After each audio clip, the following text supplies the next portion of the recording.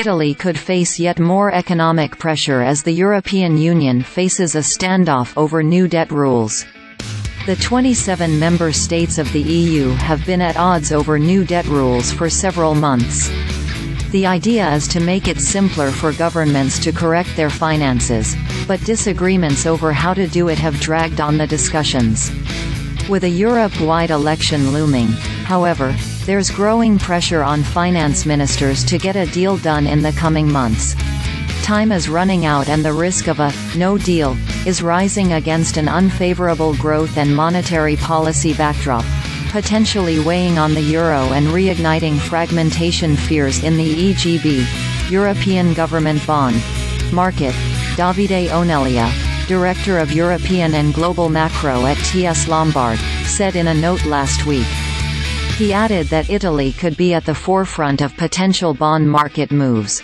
Higher perceived risk of a return to old, stringent fiscal rules forcing a faster deficit reduction would worsen medium-term growth expectations for the EU, weighing on the euro.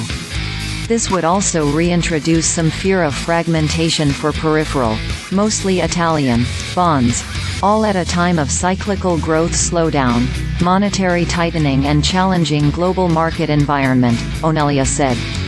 Italian bonds have been under pressure lately.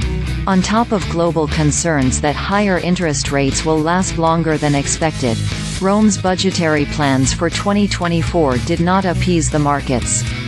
The government led by Giorgia Meloni cut its growth expectations for the Italian economy for this year and the next and increased its budget deficit targets.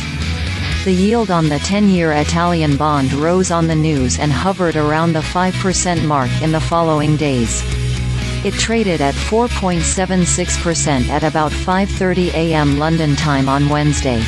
With European elections coming up, we see a significant chance that the negotiations on fiscal rules are delayed to the second half of next year, analysts at Goldman Sachs said in a note Monday. European member states have had to comply with fiscal rules that require they respect a 60% debt-to-GDP threshold and a public deficit of 3%. But those rules were often neither complied with nor enforced by the European Commission, which oversees them. In 2020, the fiscal rulebook was frozen so member states could deviate from their fiscal targets and spend on pandemic-related matters, such as protecting jobs.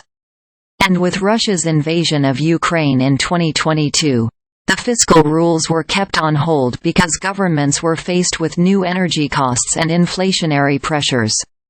The suspension of those rules ends in December.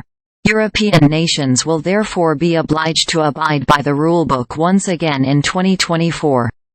Looking ahead to 2025, after 3 years of suspension and decades of criticism, there is pressure for the rules to be reformed, but next year's political calendar could get in the way.